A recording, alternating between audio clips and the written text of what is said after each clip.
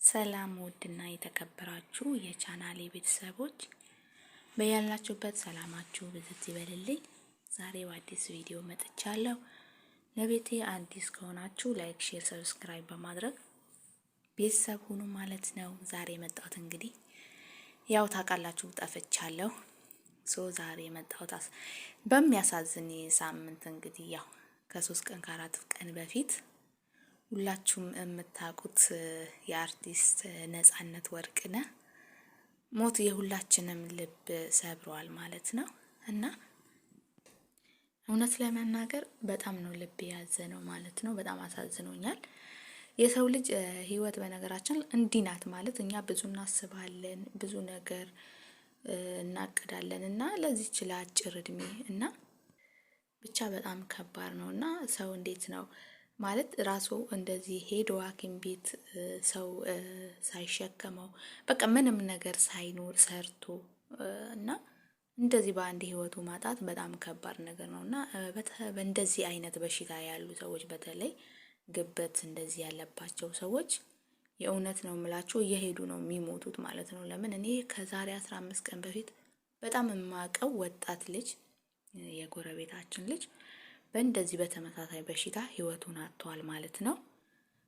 እውነት ብታዩት ማለት ነው ሆስፒታል ሆኖ ፎቶ ልኮልኝ በነጋታው ነው የሞተው። ምንም የለበትም ማለትም በቃ የህመም ስሜቱ እንደዚህ የሚታወቅ አይደለም እና ግበት ነው ተባለ። ሐኪም ቤት ገባ። 1-2 ቀን ብቻ አደረ ማለት እንደዚህ በጣም ታሞ አይደለም በቃ ኖርማል ማለት ነው። ከዛ በቃ ሞተና በዛም በሰዓቱ ልቤ በጣም ነበር የተሰበረው። በጣም በቃ ህይወት በራሱ አስጠልታኝ ነበር እውነት ለመናገር እግዚአብሔርን። እንዴ ለዚህ ነው እንዴ ሰው የሚደክመው ምናምን ትላላችሁ ማለት ያ ሁሉ ህይወት ጨለማ ነው የሚሆነው። ፈጣሪ ብቻ ለንስሐ ሞት ያብቃን እና የነፂ ሞት እውነት ለመናገር በጣም በጣም ያሳዝናል።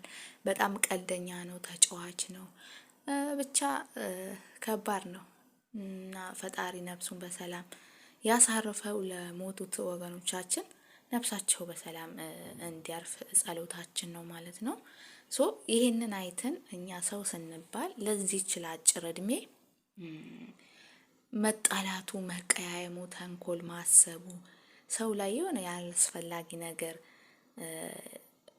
ማለት ባናደርግ ይሄ በቃ ህይወት እንደዚህ ናት ማለት እኛ የምናስበው ማለት ይሄ ቀን እንሞታለን ብለን ማንም ሰው ቀኑ አያውቅምና ደግነቱ የሞት ማለት በጣም ክፋቱ አታውቁትም ቀኑ መቼ እንደምትሞቱ። አሁን እኔ ከዚህ በኋላ የቪዲዮ ሪከርድ አድርጌ ልሞት እችላለሁ አይታወቅምና ለዚህ ደግ ብንሆን ጥሩ ነው ብዬ አስባለሁና አንዳንዴ ደግ ስትሆኑ ብዙ ሰዎች ላይ ትገባላችሁ።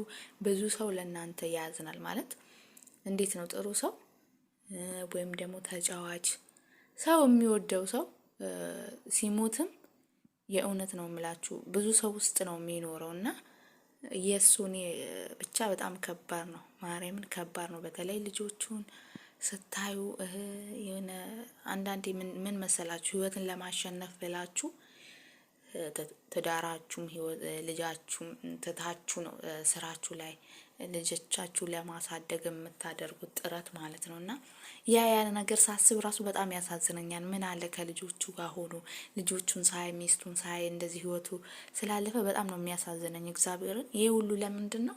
ያው ልጆችን ለማሳደግ ተብሎ ተራርቆ የስራ ነገር ታውቁታላችሁ። መኖር በራሱ ከባድ ነው እና ቤተሰብ እኔ ምንም ለማትፈልግ አይደለም ብቻ ለዚህ አጭር እድሜ እንዋደድ፣ እንተሳሰብ፣ ለሰው መልካም እንሆን በቻልነው አቅም የሰው ልጅ በቃ መልካም። ምክንያቱም አሁን ትላንትና ነው ከትላንት ወዲያ ቲክቶክ ላይ አይታችሁ ከሆነ አንድ እህታችን እንደዚሁ እኔ አንዳንዴ የሚሞቱ ሰዎች የሆነ ነገር ይነግራቸዋል ውስጣቸው ማለት እንደሚሞቱ በጣም ይገርመኛል። እኔ በቀደም እንዳልኳችሁ በቃ እንዴት ነው እንደሚሞት ልጁ ያወራኝ ነበር። እንዴት ነው ሰው እንዴት ነው ጤነኛ ሆኖ እንደሚሞት የሚያወራ ማለት ነው እንደዛ።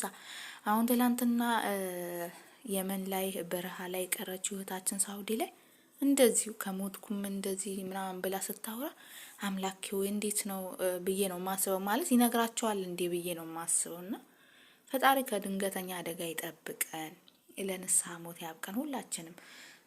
ባለን ጊዜ እንደጋገፍ። ሰው ከሞተ በኋላ እንደዚህ ነው በቃ። አንድ ሰው መሬት ከገባ ይረሳል።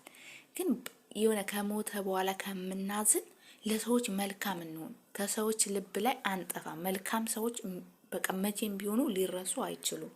እና መልካም እንሁን፣ መልካም ሁኑ። ፈጣሪ ቀጥተኛ መንገድ ይምራል። ሁለተኛ ደግሞ ወንድማችን የድሆች አባት የምስኪኖች አባት ማስተር አብነትን ፈጣሪ ጨርሶ ይማርልን ማለት ነው። እንግዲህ ከሀገር ወጥቷል። የመጀመሪያውም ሕክምናው ኦልሬዲ በተሳካ ሁኔታ ሰርጀሪው ጨርሷል ማለት ነው። ሁለተኛም እንግዲህ በጸሎት አስቡኝ ብሏል።